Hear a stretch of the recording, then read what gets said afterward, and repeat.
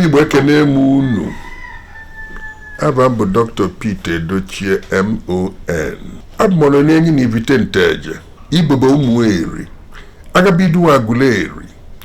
Ikengoyi na ọmabala. Ife onye tolulu egi ha bụrụ ụsa. Mgbe na-asị o. Chukwu kele Igbo. Igbo bụla ebumpụta ụwa. Enwere mficha. Anyị evicha akara eke evicha. Mba. Ama ka mmiri ama ọgazi. Akịka ya adịkwani. Mgbe na-asị gịnị? Chukwu kele Igbo kele ive. Onye nwere Igbo nwere ive. Ekene m unu.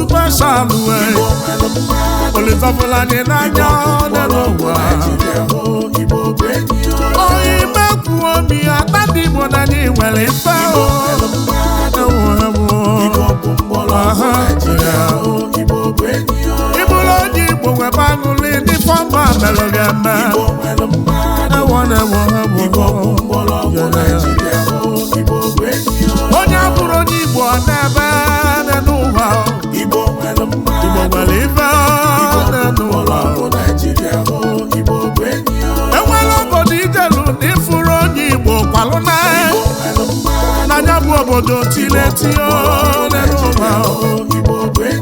obodo niile nọ n'ụwa na ndị Igbo nọ n'ime ya. Obodo n'ụwa iruo n'Eshia dị ga-afụrụ n'ndị Igbo. Iruo na Europe na ndị Igbo na-abịa nọ. Iruo na America nọ bụ ndị Igbo nọ dị ya. South America nọbụ ndị Igbo n'ebe afọ. Na Scandinavia nọbụ ndị Igbo juru dị ya. Igbo ruru ọnwa anụ n'elu ụwa erere ya. Onye nwere anụ anyị bụ enyi. Na ha bụ enyi. Na ha bụ enyi. Enwere obodo idelu n'ifuru onye Igbo kwalụ na obodo etigonu ka kom na ndị Igbo nwere enwe na ndị Igbo nwere enwe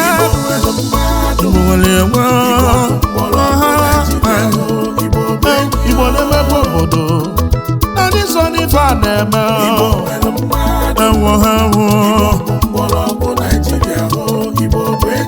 iji wee malụ ga-atụwe mgbalụta ntị gị ọfụma. Igbo agbachisigo nsụwa mbụ niile nwere n'ego. Ọbalụlụ kọmpini kwulu kọmpini na Lagos steeti. Na Lagos mara mma n'ọbụ ndị Igbo mere eme. Ịlụzienụ n'ugwu Awụsa n'ọbụ ndị Igbo mere ebe ọ bụ.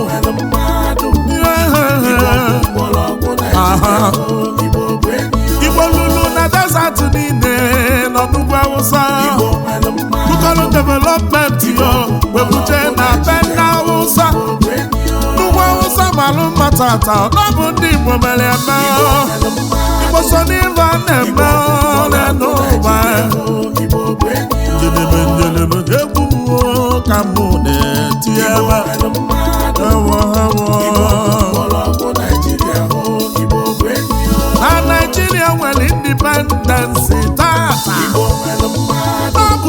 Ziki melia n'ọbụ Ziki yo ya bụ nwa amadi yo n'ọbụ onye Ọnịchado Nnamdi yo Ziki iwe ịchọba nne n'ụlọ akwụkwọ na ndị Igbo nwere enwe anyị nwere ibe niile Ojukwu jela bụrụ ịga na-asụ oyibo ebelebe wee buo gọwanụ tibo kọpụgo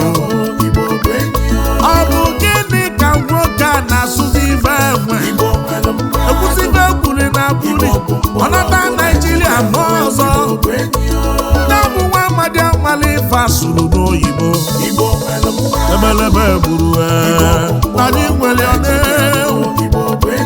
ilọta mgbe Naijiria na-enwe nsogbu na banking sector ofe akpalima pụta na oje mmepe n'ụbanki ọ bụrụ ego ụmụ mmadụ ọ bụrụ ya wee anya dị ife mekatara wee bụchalụ mmadụ ọya Chukwu esiri igwe wee zutere anya onye enyemaka ọ bụ onye anya bụ nwa mmadụ nọbụ onye Igbo Prọfesọ Chukwumachasi Soludo His Excellency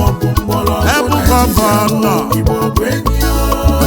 Onyoma n'iso n'ife ọdịna ya bụ banking sector welu titeti anya banking sọbụ ụzọ ụmụ mmadụ were ahụrụ ya nọ na-ewerewe mana anyị so n'ife jedebe emume ọgabụ na-eji ebe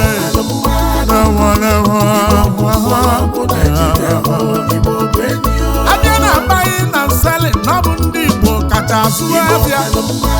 na ndị Igbo nwere enwe na-abaghị na nseli agbanyeghị ife a na-eme Igbo mmadụ na Naijiria ndị Igbo ka na-asọvaịvụ n'elu ụwa ịbịa n'Ilo si Lagos steeti bata South East checking point yo n'oruru 200 ọ bụ gịnị afịa ndị Igbo ka na-achụ na ndị Igbo ka na-asọvaịvụ n'ụwa irute na clearing na forwarding ebule ego wee tinyesịa n'ibe niile maka ndị Igbo ma na-emenụ ma na anyị gbatakata gwụọ na-egbanye kpọrọ akpọ gọọmenti tinye ego na dọla ndị Igbo etinye abịa ego ma na-emenụ ma na ndị Igbo mmadụ nọ sọvaịvụ Igbo kpọrọ akpọ anyị zọrọ ife a na-eme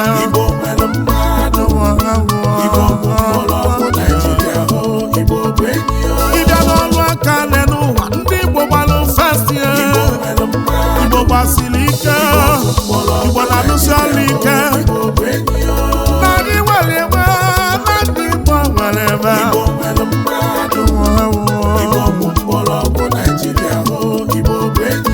a na-agba anyị ngwa ndị Igbo a na-aga n'iru the first indigenous car manufacturer na Nigeria n'ọbụ onye Igbo ya ndị Igbo anyị nwere ibe na n'ụba ịnọsi motos n'ọbụ ndị Igbo nwere enwe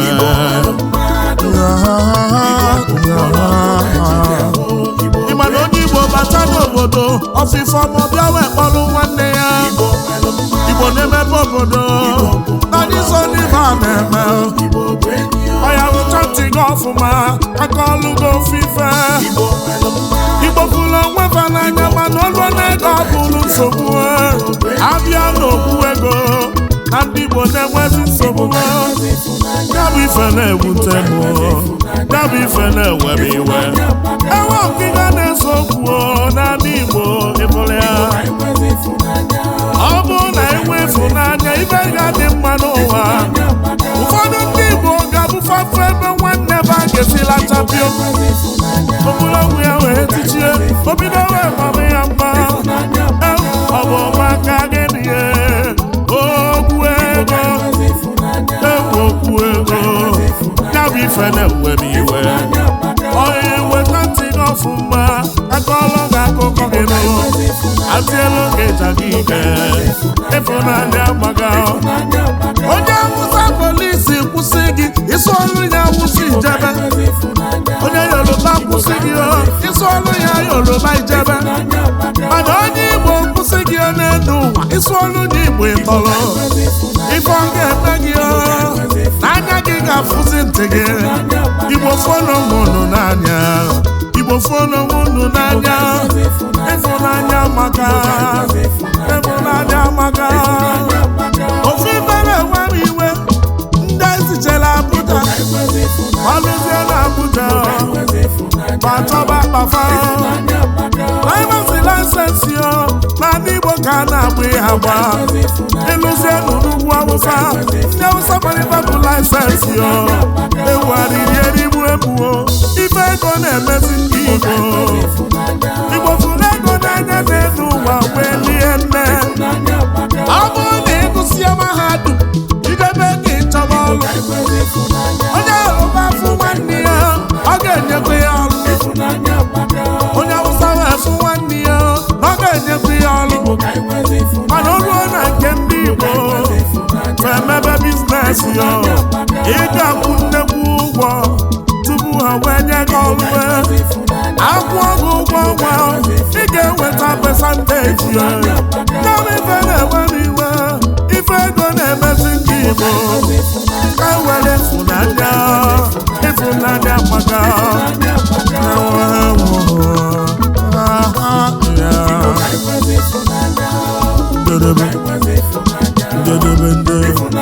onye Igbo ga-akpọrọ nwanne ya wee jebe obodo oyibo ọrụ n'obodo oyibo o tinye nwanne ya na problem ọkwa maka okwu ego na-eme anyị ibe melebe egbulu Igbo fụrụ unu n'anya ịfụnanya maka ịfụnanya maka ụfọdụ na-akpọrọ nwanne fa wee gbalụ mbibi n'obodo oyibo asụsụ afịafịa eli ego ewere ego wee chibe echichi ọ ga-eji ọzọ pụrụ ịnye ego nke ụwa niile abụ ga-ejekwa ọgwọ ọlabụ nwanne ya na-ata abụ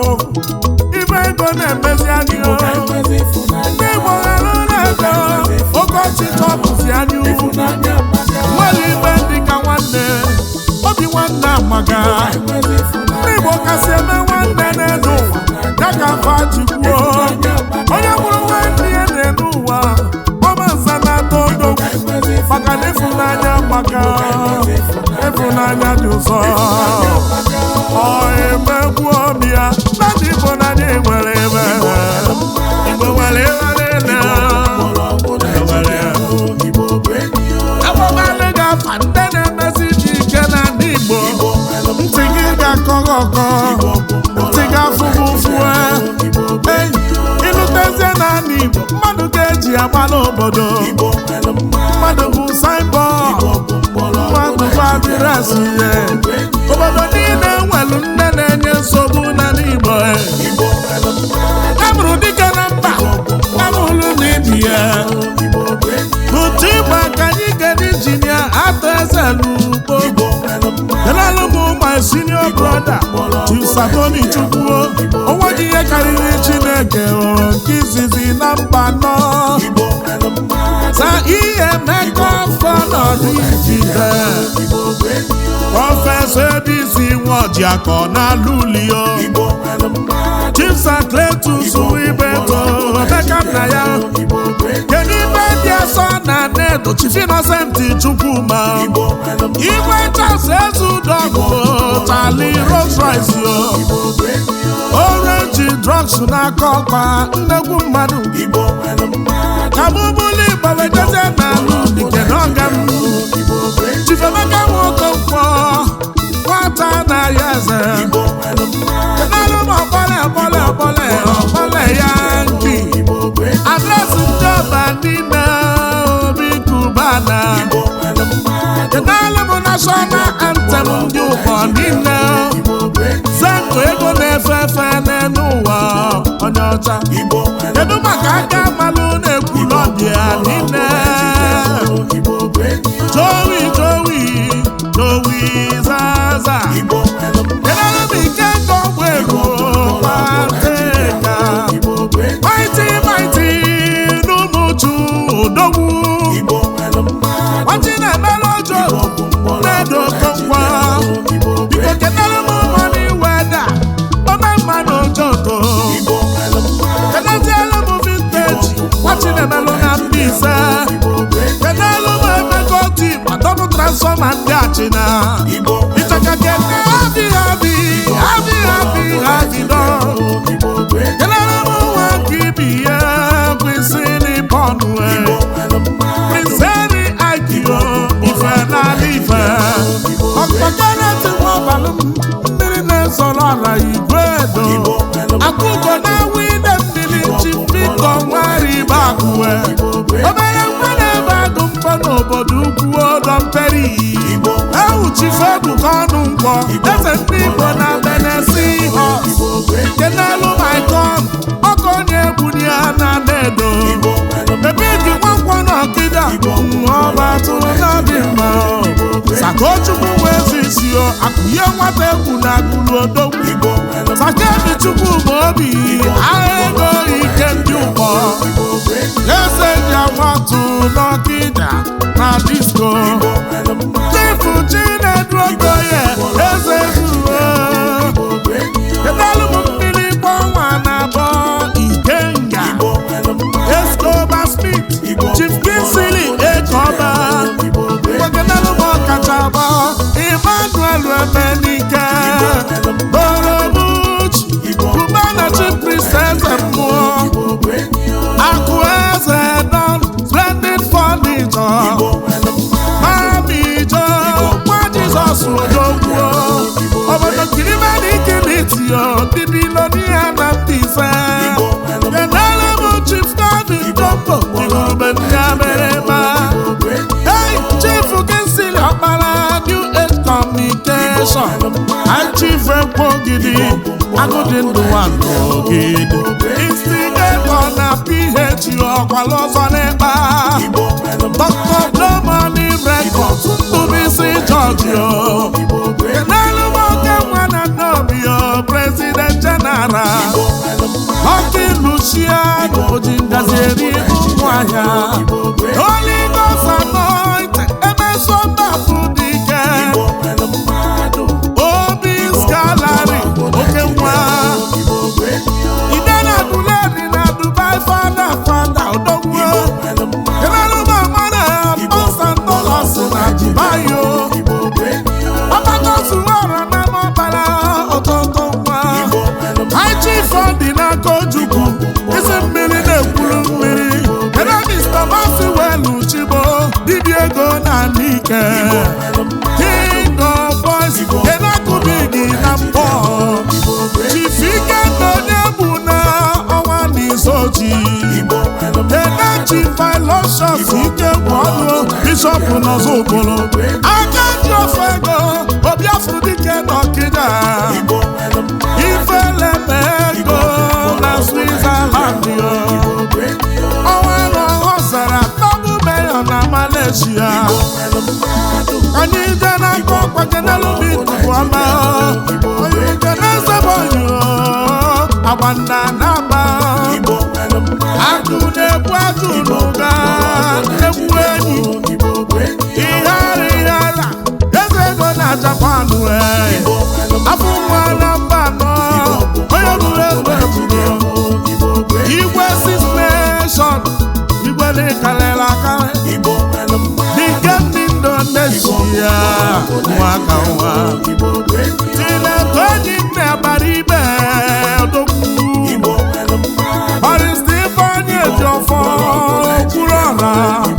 kelelu m ọhamadike ndị Igbo kalịsịa odogwu anyị megwọbịa na ndị Igbo anyị nwere ebe Igbo nwere ya Igbo bụ enyi ya August men Igbo Nwelu Mmadu. I went to Canada Club F15, Club G21 Club, Exclusive Royal Eminent Club, Diamond Fitness Club, Isiobi Igbo Foundation Club, Great Event in my Friends Club, Amu the General Fitness Club, Pinnacle International Friends Club, Royal Men of Class, Koboto Family, Igbo Nwelu Respect. Chakekene.